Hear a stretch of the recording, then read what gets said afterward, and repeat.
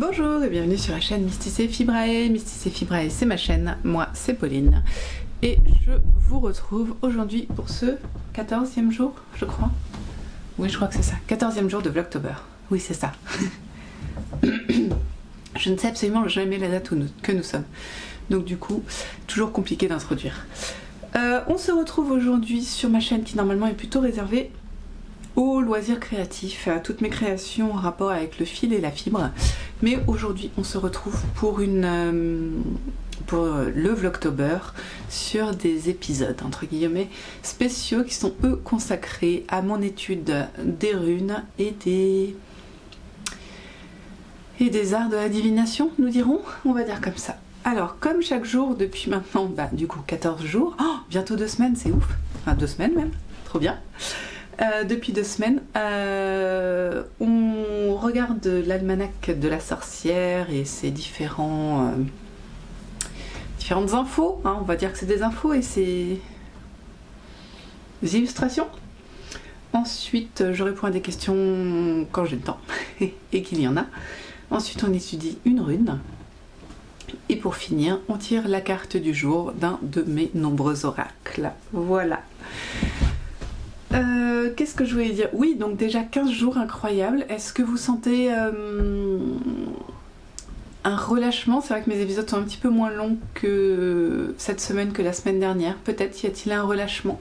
Mais en tout cas, je suis toujours là avec vous pour continuer à discuter des arts divinatoires. Donc je suis très contente d'être toujours là. Alors je range un petit peu mon bazar sur le côté. Je vous avoue que là, c'est la pause déjeuner et je prends un petit peu de temps pour venir vous voir. Mais allons-y, dirigeons-nous sur l'almanach de la sorcière. J'ai fait tomber le livre.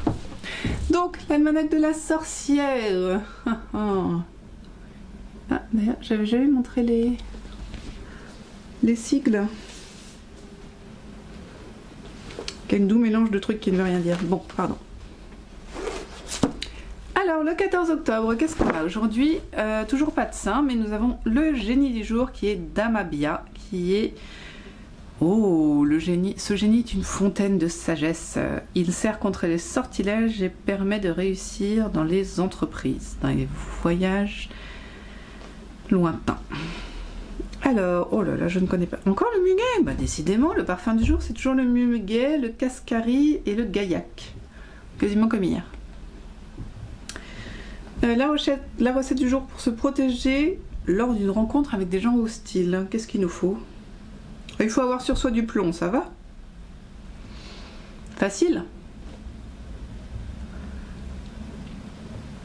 Ou pour bannir une influence négative. Bon, écoutez, c'était un petit jour. Alors, voyons un petit peu les illustrations. Nous avons Dieu, n'importe quoi. Un démon aux pattes... je sais plus le mot. Il a des ailes ou je sais pas trop. Il transporte un truc. Il est étrange ce petit bonhomme.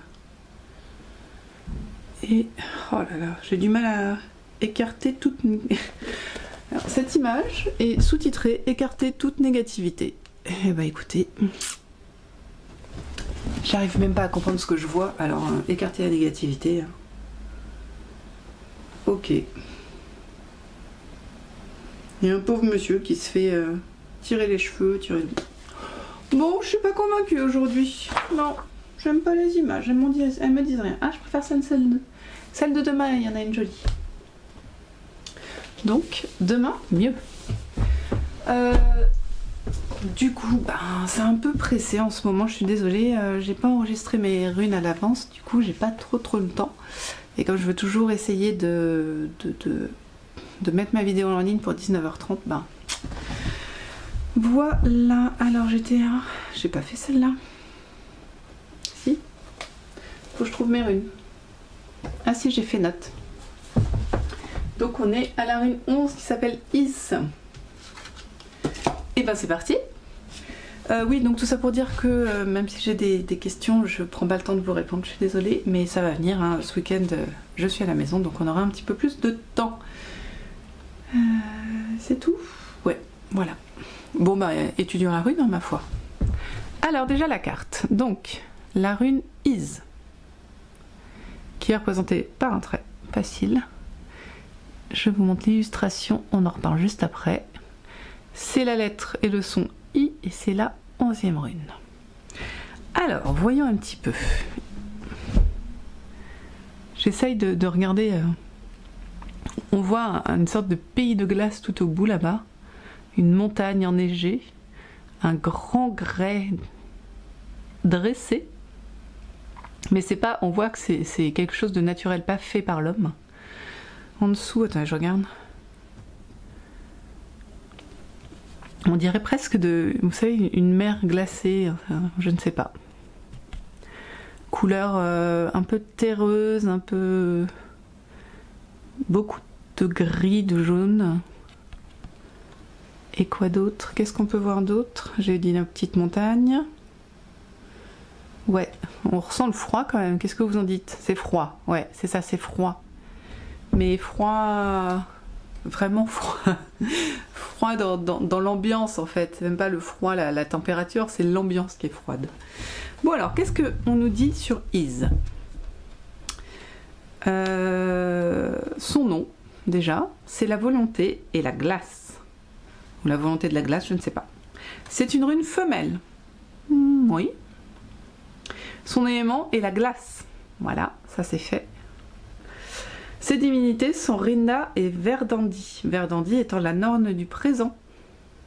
Ça fait 3 jours que je vous parle de Norne. Je sais que j'en ai déjà parlé au début, mais je vais quand même répéter pour ceux qui n'étaient pas là dans les 2 premiers épisodes, je crois. Les Nornes, si vous voulez vous les visualiser et que vous avez vu le Disney Hercule, c'est les 3 petites vieilles qui coupent le fil de vie. C'est celles qui décident en fait du présent, du passé et du futur, qui organise la vie de chacun. Voilà, c'est pour ça que j'en parle. Alors les plantes, l'aulne, le sapin et la jusquiame. Ok, les animaux, l'ours polaire, le phoque et les autres animaux liés au milieu glaciaire. C'est vrai qu'on dirait un peu l'Arctique, je sais pas. Les couleurs, noir et blanc. Les pierres, la tourmaline. Et en astrologie, le sagittaire. Alors, en pratique magique, on utilise cette rune pour tout ce qui a un rapport avec le contrôle ou le frein des activités magiques. Elle annihile les forces indésirables, elle met fin à une relation ou elle aide à couper des liens. C'est pas facile à dire tout ça. En divination. Alors, que représente cette rune en divination? Alors là, vous allez rigoler. Premier truc que je lis, force statique qui, une fois en mouvement, devient très puissante. Donc, on voit cette carte là, on imagine bien que si ça tombe dans l'eau, ça va créer un truc qui va pas être sympa pour les bateaux qui sont sur l'eau. Lenteur dans les événements.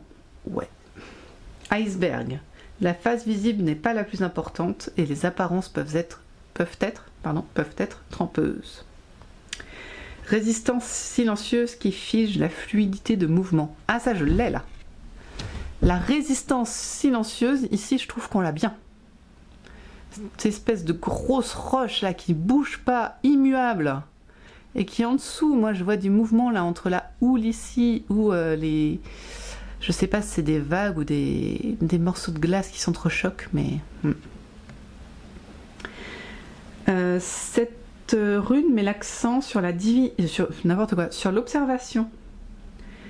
Étude de son moi profond, son individualité et se recentrer sur soi.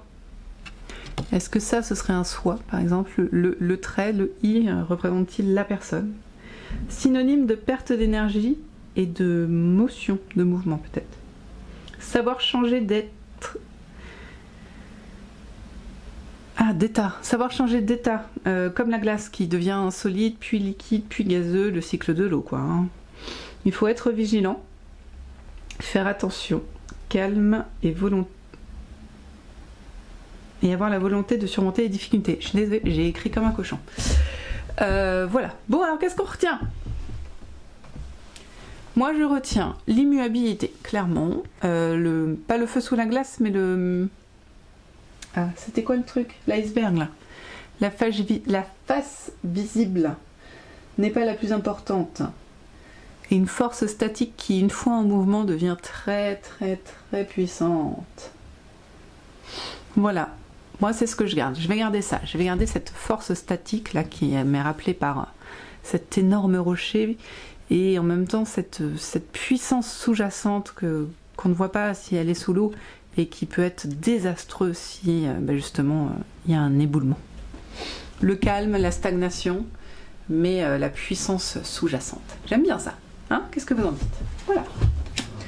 C'était la rune du jour. Voilà, on est pas mal.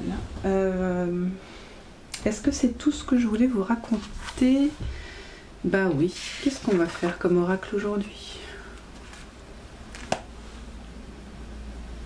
Les animaux? Ouais. On va partir sur les animaux, comme d'habitude. Demain, demain, on attend la moitié on aura atteint la moitié des runes. Comme quoi, doucement mais sûrement, nous avançons. Alors c'est parti. Allez, on repart sur les animaux parce que y en a plusieurs qui m'ont dit qu'elles aimaient.